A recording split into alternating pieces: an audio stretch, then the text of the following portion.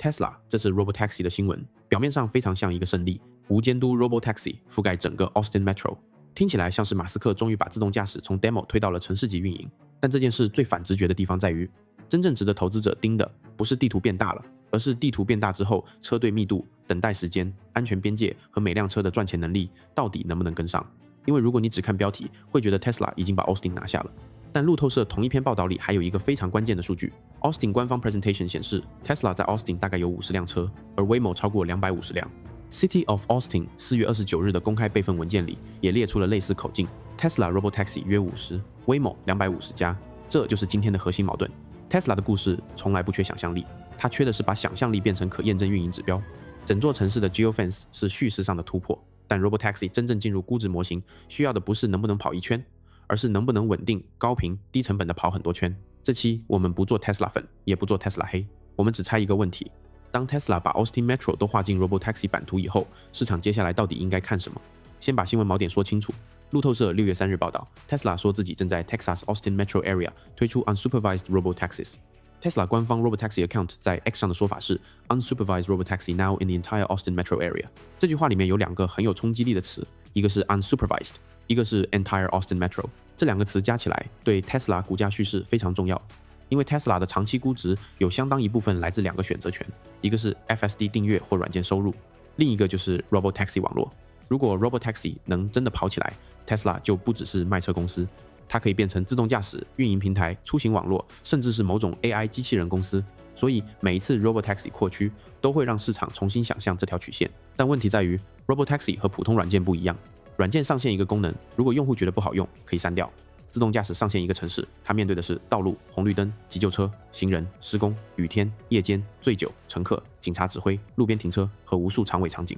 所以自动驾驶最难的地方不是做出一次漂亮演示，而是把长尾风险压到足够低，同时把运营密度做到足够高。这就是为什么 Entire Austin Metro 不是终点，而是考场。地图越大，风险和运营难度就越大。如果车辆少，覆盖区域越大，等待时间可能越长。如果车队不够密，乘客体验不稳定，收入密度就起不来。如果道路场景更多，安全和远程支持压力也会上升。所以投资者真正要看的不是 Tesla 在地图上画了多大一块，而是这块地图里面每天有多少车，跑多少单，每辆车利用率多少，乘客等多久，远程支持介入多少次，事故和投诉率怎么样。这就是第一层 Geofence 扩大不等于规模化。很多散户最容易误判的地方就在这里。看到整个 Austin Metro， 第一反应是 Tesla 已经进入商业化爆发，但如果只有几十辆车覆盖一整片 Metro Area， 那它更像是一个城市级压力测试。这个测试当然重要，它比小范围 Demo 更有意义，但它还不是证明 Robotaxi 经济模型已经成立。我们可以拿 Waymo 做对照。根据路透社引用的 Austin 官方 presentation， Tesla 在 Austin 大约50辆车，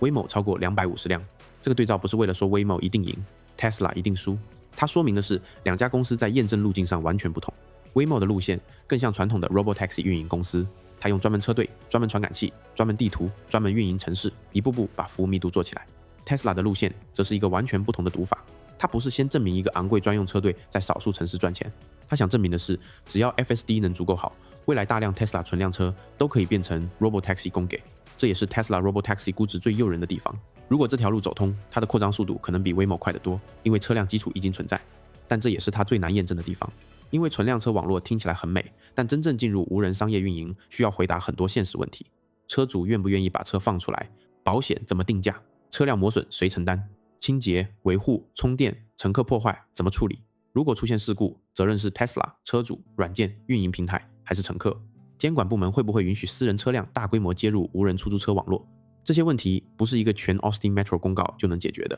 他们才是 Tesla Robotaxi 从 Demo 走向资产负债表的中间地带。第二层就是 Tesla 和 Waymo 的估值语言完全不同。Waymo 对 Alphabet 的意义是一个可能非常大的新业务，但 Alphabet 现在的主估值仍然是搜索、YouTube、云、广告、AI 基建。Waymo 再大也还没有成为 Alphabet 估值的主发动机。Tesla 不一样， Tesla 过去几年估值里的很大一部分溢价来自市场，相信它不仅是车企，自动驾驶、Robotaxi、Optimus、人形机器人、AI 都在支撑这个溢价。所以对 Tesla 来说， Robotaxi 不是可有可无的 optionality， 它是估值故事的核心部件。这就是为什么同样是 Robotaxi， Tesla 的扩区新闻会比 Waymo 更容易引发市场情绪。因为市场对 Tesla 的要求不只是技术在进步，市场要的是它能不能证明自己未来不是汽车毛利率周期股。这也是为什么我们上次讲 SpaceX 的时候，核心是未来现金流的想象力。今天讲 Tesla 也是一回事。马斯克最擅长的是把一个还没完全兑现的未来提前拿到资本市场定价，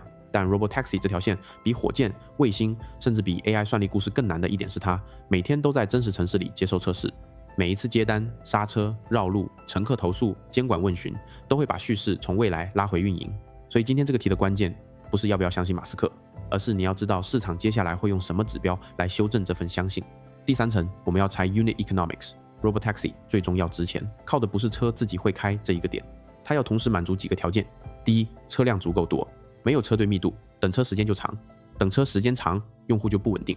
用户不稳定，收入密度就起不来。第二，每辆车使用率足够高，一辆 Robotaxi 如果每天只跑几单，它的经济性很难好看，它必须把车辆折旧、维护、保险、充电、清洁、平台运营、远程支持全部摊薄。第三，安全成本足够低，如果每一次长尾场景都需要大量远程介入，或者运营后台需要很高人力密度，那么无人驾驶节省的司机成本会被后台成本吃掉一部分。第四，监管扩张足够快，一个城市跑通很重要，但估值要巨大，必须跨城市复制。每个州、每个城市对无人车的接受度、道路条件、事故责任、保险要求都可能不同，所以 Tesla 的 Robotaxi 估值不是一个技术问题，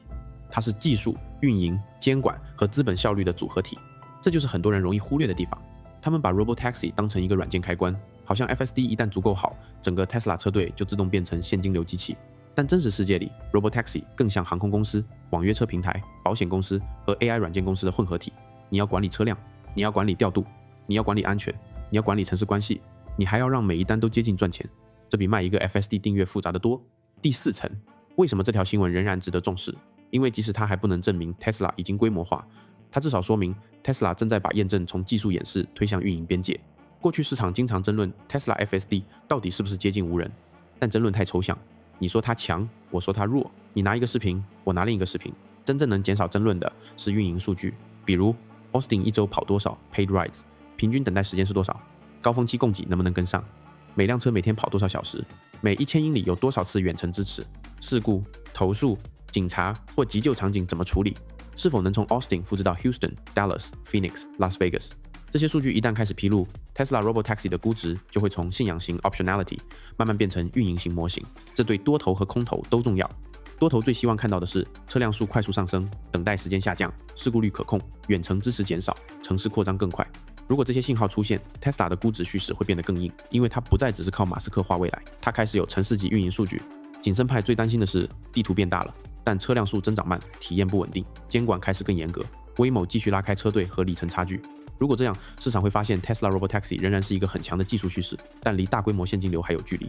这两边都不是喊单，他们只是告诉我们接下来应该盯哪些真实信号。第五层，对相关股票怎么看？ TSLA 当然是最直接的， Robotaxi 进展越具体， Tesla 的 AI 自动驾驶溢价就越容易被市场继续讨论，但它也会反过来增加压力，因为当你从 demo 走向运营，市场会开始要 KPI， 这和以前不一样。以前可以讲2027、2028未来车队，现在 Austin Metro 已经摆在这里，市场就会问多少车、多少单、多少钱、事故率多少。第二个相关标的是 Alphabet， 因为 Waymo 是最直接的 benchmark。如果 Tesla 只讲覆盖面积，而 Waymo 继续在车队规模、付费里程、城市数量上领先，那 Alphabet 的 Robotaxi 可选项会更被市场重新看见。第三个是 Uber， 如果 Robotaxi 最终规模化， Uber 会面临两个方向，一个方向是被替代，无人车平台自己掌握乘客入口，另一个方向是合作 Waymo、Tesla、Zoox 等车队接入 Uber 的需求端。所以 Uber 不是简单利空，真正要看它是被平台化还是被绕开。第四个是 Amazon Zoox，Zoox 的路线和 Tesla 不同，但它同样在争夺未来无人出行网络。如果 Robotaxi 行业加速，市场也会重新问谁有车、谁有软件、谁有调度、谁有城市运营能力。所以这件事不是 TSLA 单点新闻，它是自动驾驶从科技叙事进入城市运营的一个节点。最后给散户一个观察清单：第一，看车辆数量，不是看地图面积，50辆、100辆、500辆是完全不同的故事。第二，看等待时间和完成率，如果地图很大但叫不到车，商业价值会打折。